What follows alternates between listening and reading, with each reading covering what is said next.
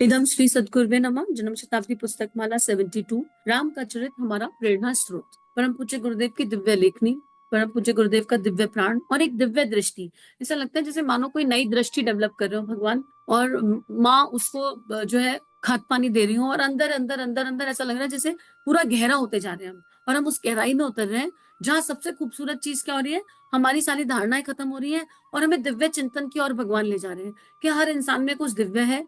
और अगर हम देह भाव की दृष्टि से सोचेंगे तो हमें बुराई निकालना बहुत सरल है, हम ईश्वर की भी बुराई निकाल सकते हैं। लेकिन हम आत्म भाव में स्थित होकर चिंतन करेंगे तो हमें हर किसी के भीतर का प्रकाश अनुभव होने लगेगा, और उसके लिए अपने भीतर के प्रकाश को जानने की बहुत आवश्यकता है। और गुरुदेव हमको मंत्र की शक्ति से, दिव्य चरित्रों की शक्ति से, उनके प्रेम से बांधकर उस ओर ले जा रहे हैं। गुरुदेव का स्वयं का जीवन वैसा है, वंदे माता जी का स्वयं का जीवन वैसा है। अब गुरुदेव कह रहे हैं कि आप दिव्य चरित्रों को देखो। इससे पहले हमने एक स्वाध्याय किया था, उसमें कथा के माध्यम से ऋषि विश्वामित्र और ऋषि वशिष्ठ का बहुत दिव्य चिंतन गुरुदेव ने कराया कि कैसे उनका जीवन था और क्या गायत्री का अर्थ है। तो उसी को गुरुदेव आगे बढ़ाते हुए हमारी चेतना को जगाने के लिए, हमको उस ओर ले जाने के लिए कह रहे, रस्सी से कैसे लेके जाऊं, हमें गायत्री मंत्र रूपी रस्सी से बांध दिया समझ लो। गायत्री मंत्र के दिव्य प्रकाश में हम लिपटे हुए हैं सारे के सारे, सिर से लेकर पांव तक, क्योंकि गायत्री उपासना मैंडेटरी है। अगर नीरशील अलग करना है, अगर गुण ग्राहक दृष्टि डेवलप करनी है, विवेक प्रज्ञा रतंभरा डेवलप करनी है,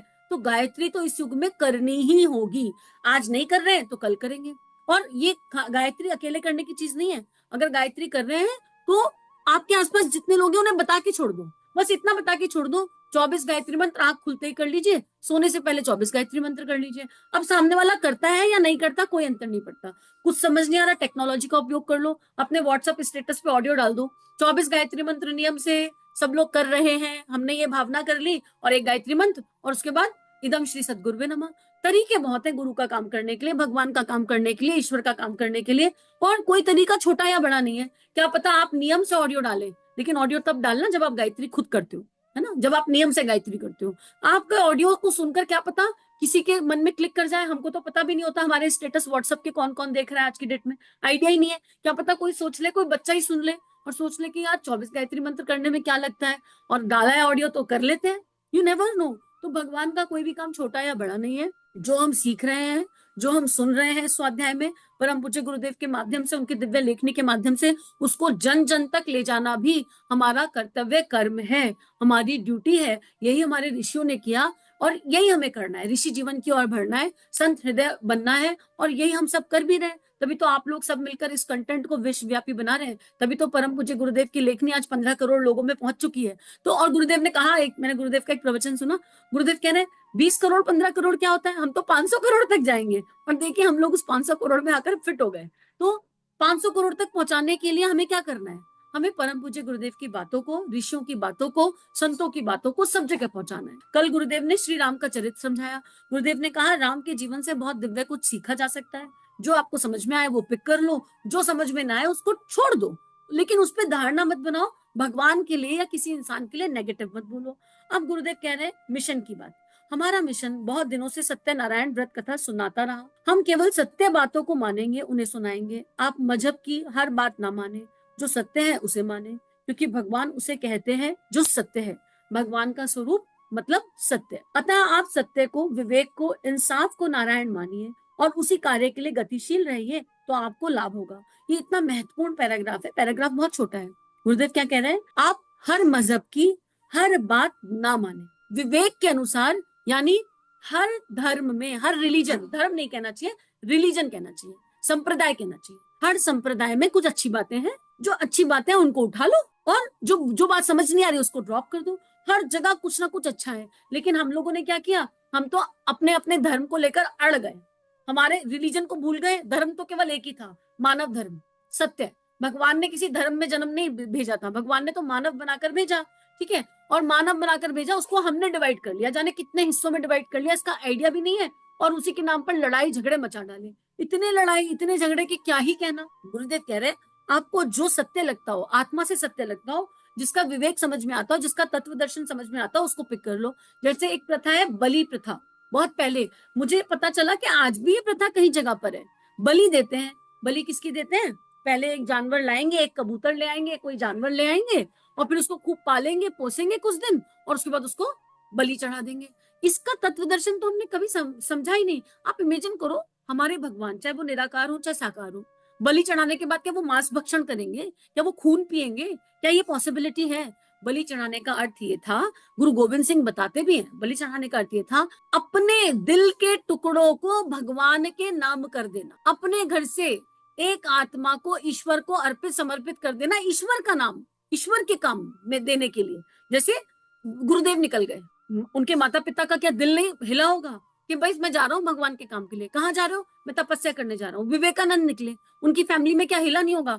बलि का अर्थ ये था अपने अहम की बलि देना, अपने विकारों की बलि देना, अपने अंदर जो विष भरा है उसकी बलि देना, और उसके लिए तपस्यारत रहना। बलि का मतलब इतना ना था कि एक निरीह पशु को काट देना पाल पोस कर। और अगर यही है, काटना है पाल पोस कर, तो हमारे घर में इतनी संतान है, जिनकी 2 संतान है या एक भी है, उसको भारत वर्ष के लिए तैयार करना, उसके अंदर दैवीय संस्कार डालना, और उसको बार बार बताना तुम्हारा जन्म भारत माता के लिए हुआ है, तुम्हारा जन्म तिरंगे के लिए हुआ है, तुम्हारा जन्म अखंड भारत के लिए हुआ है, तुम्हारा जन्म देश को कंट्रीब्यूट करने के लिए हुआ है, समाज को कंट्रीब्यूट करने के लिए हुआ है।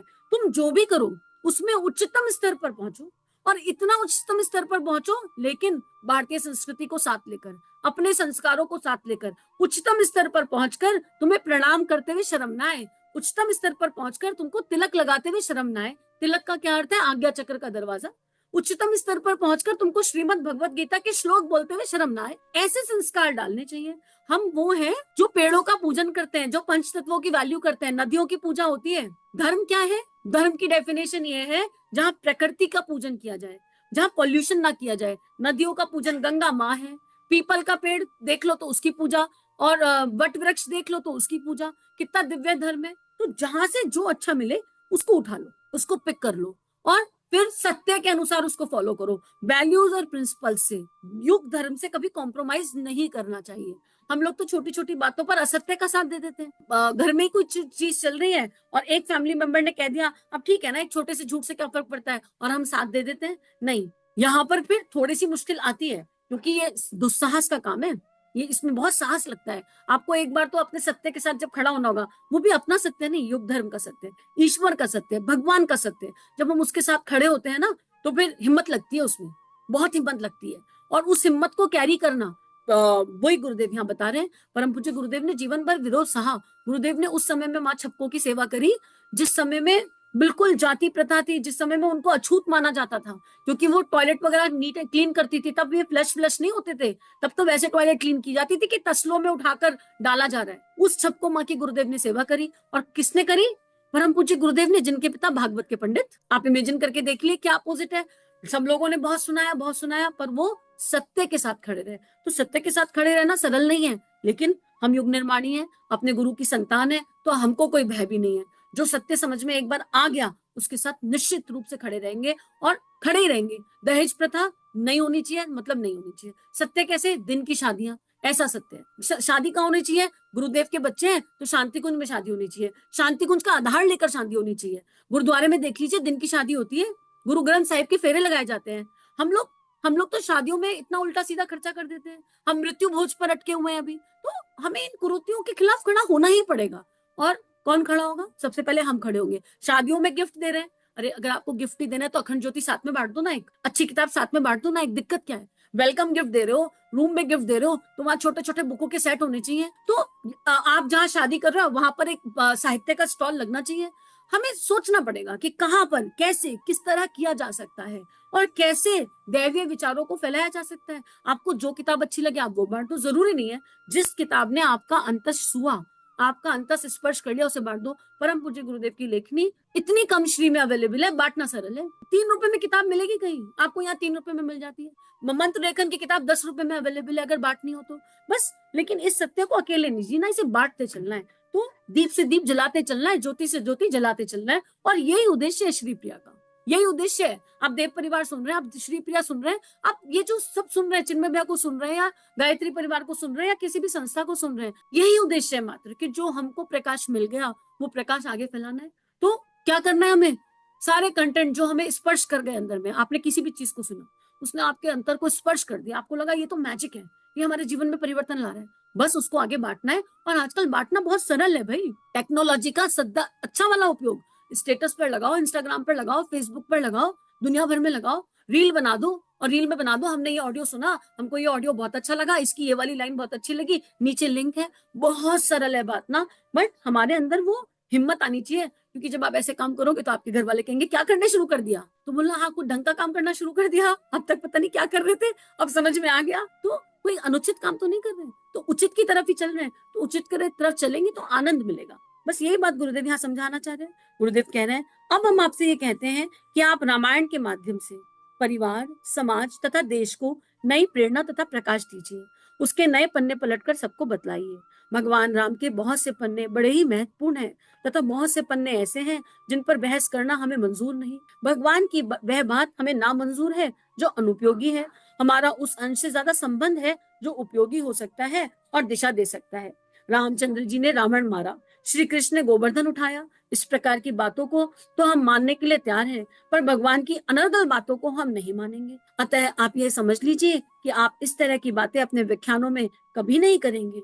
हम वास्तव में किसी देवी देवता या किताब के गुलाम नहीं हैं, हम तो सत्य के पुजारी हैं। हम तो सत्य के पुजारी हैं। कितनी खूबसूरत लाइन है। और यहाँ पर गुरुदेव कह रहे हैं कि अभी हमने अगर रामचरितमानस कभी पढ़ी है, श्री रामचरितमानस, तो हम क्या करते हैं, कर्मकांड की दृष्टि से दोहे पढ़ के छोड़ देते हैं। दोहे मत पढ़िए, उसका हिंदी में मीनिंग पढ़िए। एक एक मीनिंग जब आप पढ़ेंगे आपके अंतस में उतर जाएगा, अश्रु गिर जाएंगे। इतना दिव्य है श्री रामचरितमानस, इतना दिव्य है कि आप पढ़ेंगे तो आपको लगेगा अरे सारा विज्ञान तो यही छुपा हुआ है। श्रीमद् भगवत गीता पढ़िए, संस्कृत मत पढ़िए। केवल श्लोक याद करना अच्छी बात है, वो हमारी मेमोरी को स्ट्रॉन्ग करते हैं। अभी हम संस्कृत भाषा पढ़ने जा रहे हैं, उसका मीनिंग पढ़िए। और केवल किसी एक का मीनिंग नहीं, बहुत सारे ट्रांसलेशन है, सारे पढ़कर देखिए। आप यकीन करो जब आप उन्हें पढ़ोगे ना तो आपको लगेगा लो इतना सिंपल था मानव जीवन जीना, और हम कहाँ अटके और भटके थे, हम कहाँ अटक गए थे। पिछले साल हम लोगों ने समूह के साथ जनवरी में, 1 जनवरी में जब रामलला की स्थापना हुई तो श्री रामचरितमानस को हिंदी में पढ़ा। यकीन कीजिए हमारा सारा समूह रोने लगा। और अब ये ऑडियो आपके पास कब आएगा मुझे नहीं पता, लेकिन 1 जनवरी से हमारा फिर से यही प्रयास है कि हम लोग सब श्री रामचरितमानस को दोबारा हिंदी में पढ़ें, और पूर्ण प्रयास है कि उसको लाइव पढ़ें हिंदी में समझ कर, और लास्ट में 5 मिनट की एक समरी दें। ये एक भाव है मन में, ताकि हम नए पन्नों को समझ सके। हमने भगवान को भी दूषित कर दिया, ये उचित नहीं है कि हम ईश्वर को दूषित कर दें। हम राम में कमियां निकाल देते हैं, कृष्ण में कमियां निकाल देते हैं, ये कहाँ की समझदारी है। तो गुरुदेव कह रहे हैं अब समझदार बन जाओ। जो पक्ष नहीं समझ में आ रहा उसको बोल दो नहीं उस युग का होगा। देखो जिस युग की ये बातें होती है ना, उस युग में पहले नारी के साथ अत्याचार था, तो एक मानव को, एक मेल को ज्यादा विवाह करने की अनुमति थी।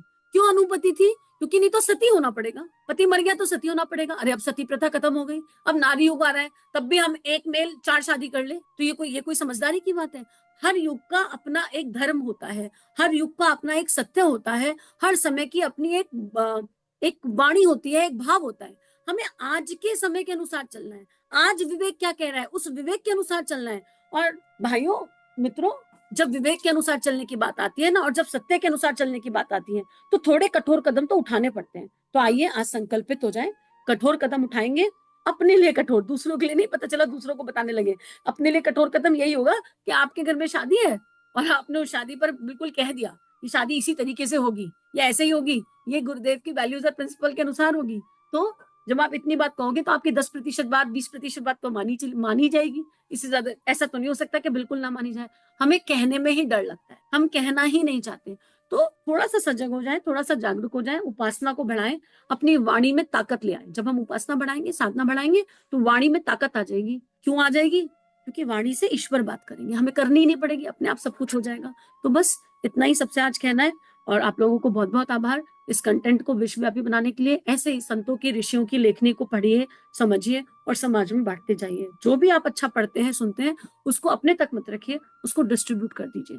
सभी अपना ध्यान रखिए। सभी को आभार। चलिए समाज में कुछ अच्छा बांटें। अगर ये वीडियोस आपकी लाइफ को कंट्रीब्यूट कर रहे हैं, ये भावनाएं आपके हृदय को स्पर्श कर रही हैं, तो इन भावनाओं को विश्वव्यापी बनाने में हमारी सहायता कीजिए। चैनल को लाइक कीजिए, सब्सक्राइब कीजिए और पूरे विश्व में इस चैनल को पहुंचा दीजिए, ताकि संतों की लेखनी से जन जन का कल्याण हो सके। जय हिंद, जय भारत।